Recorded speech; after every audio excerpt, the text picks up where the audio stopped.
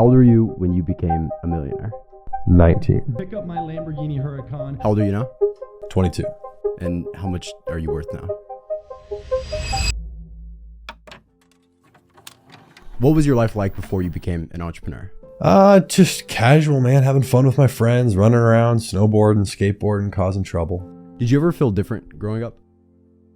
Yeah. I think I was 10 or 11 and there was something that I don't remember what it was that I wasn't able to buy because I had no money. My parents wouldn't buy it. They're like, well, you got to make your own money.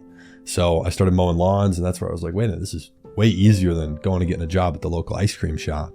I'd been like kind of half-assing a lot of business stuff from like 14 to 16 years old. Nothing just really stuck. And I think it's because I wasn't 100% committed to it. So at 16, I found something. I was like, everything works that I'd tried. It just hadn't worked for me. So I started a dropshipping store and it started taking off on Facebook. So running all these Facebook ads and my personal income went from, it was always like 2,000 a month to like, it was 7, then it was 15, then it was 20, then it was 40. It was just a skyrocket. The conversation you had in my mind and the words I heard were, you can wait until you're 18 because it was because I was failing school at the time. Did you ever go to college or graduate high school? No college, didn't quite finish high school. I got close. What did your parents think whenever you left school? Well, I don't think they knew I was making a lot of money. So that was where it was kind of like, why are you doing that? Like, that doesn't make any sense. So for them, their thing is if you're not a full-time student, you can't live at the house. Which is totally fair. It's a reasonable request. I was 17. So I was like, well, I'm just not going back. So I had to leave the house. What would you tell your kids you were like when you were 17?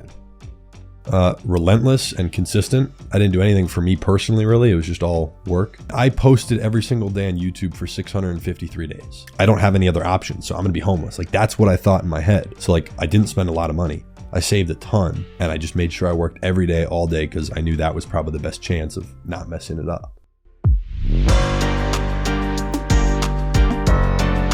A couple of people are asking me, like, how does it feel? And it almost hasn't hit me yet. It's kind of weird. I 100% always knew that I would be successful because other people have done it.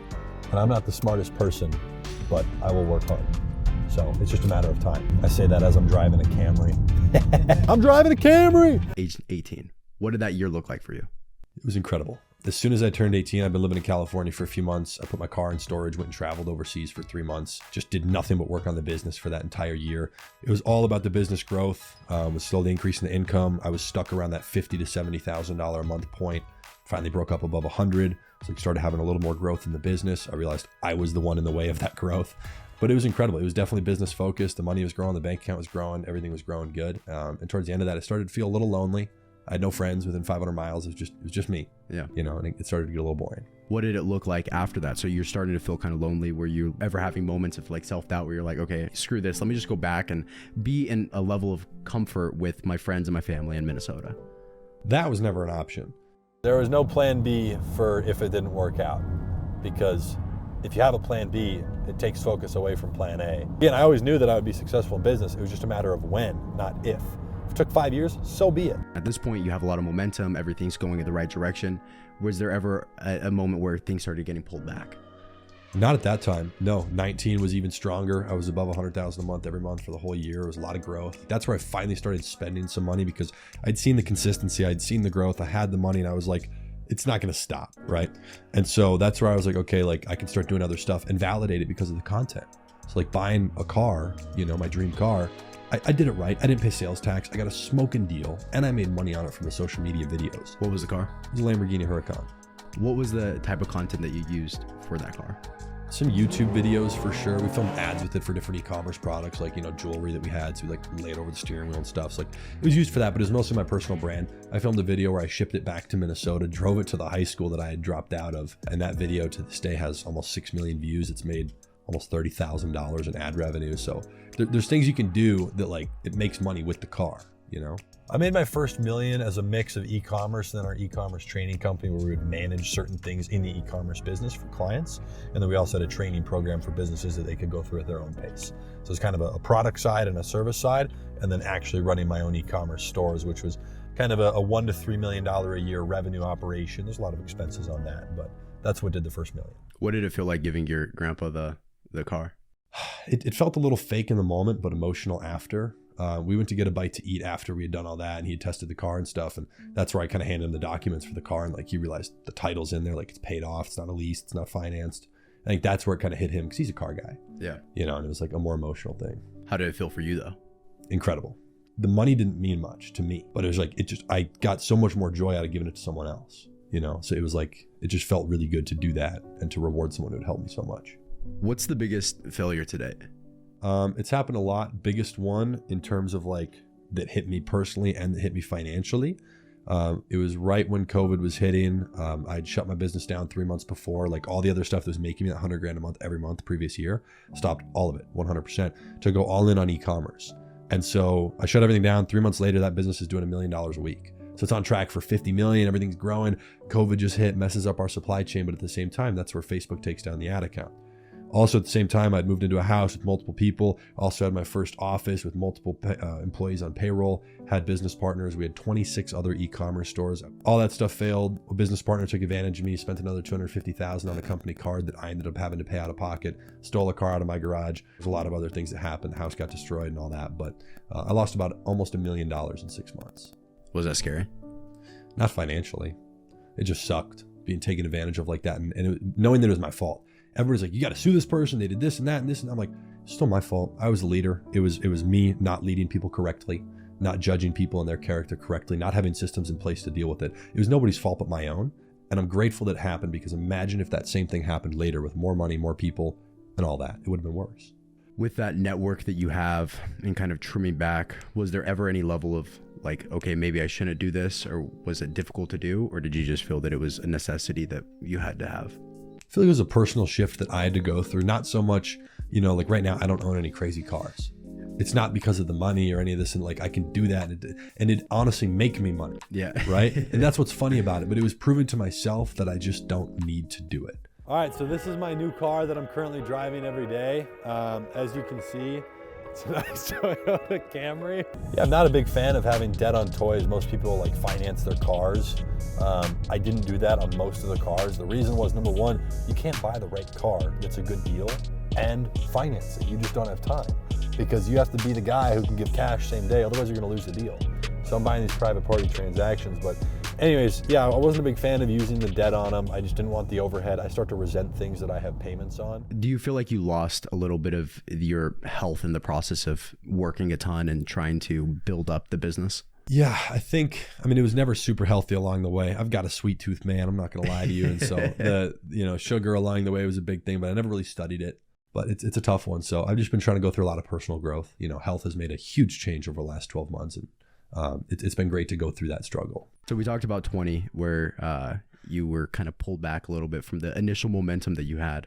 What did 21 look like? Well, the end of 20 was restarting the business that had been making a lot of the money. It never fully came back, but kind of climbing out of that hole, getting income coming back in. Because all that loss would have been fine if I had income coming in still, like a lot. But I lost out on the potential $600,000-700,000 that I would have earned during that time. I'd also been buying a lot of real estate during that time. So that's where like all my cash was going. So I wasn't very liquid. There was a lot of money that went into reinvesting into the business. But it was necessary. And now this year's doing much better. I started to think in bigger time frames. It was always monthly, fear of not hitting this month's sales number, whatever. And I started to move yearly, right? And then just expanding that out a little bit longer helped me have a bigger outlook. Like what actually puts me at where I want to be in 3 years?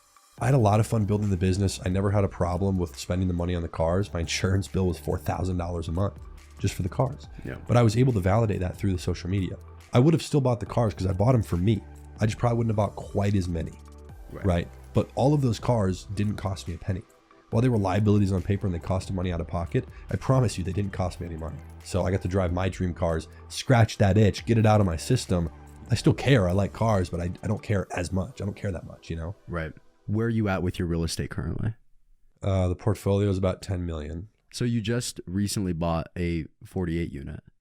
What was that like? It's a great process. It was the first time under our real estate fund raising money. So we raised $1.4 million from accredited investors. Closed on a property, $3.6 million just outside of Cleveland. I realized that like the small deals I was doing on my own, the big deals might take double the work, but the result is not double.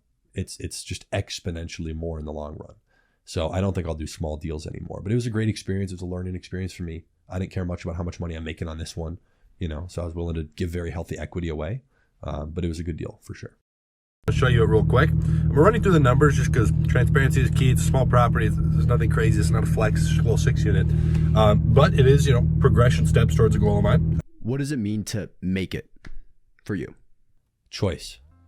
Choice to me was the most important thing. Again, irrelevant if I take the option or not. If I want to get on an airplane with 1 hour notice, I can, and I have, and I will again, I promise you. If I want to buy a car on the spot, completely spontaneous, and spend $100,000, no problem. Like, I just want the option. So for me, it's that flexibility. Knowing that I have that, it just calms me down. Do you feel like you made it?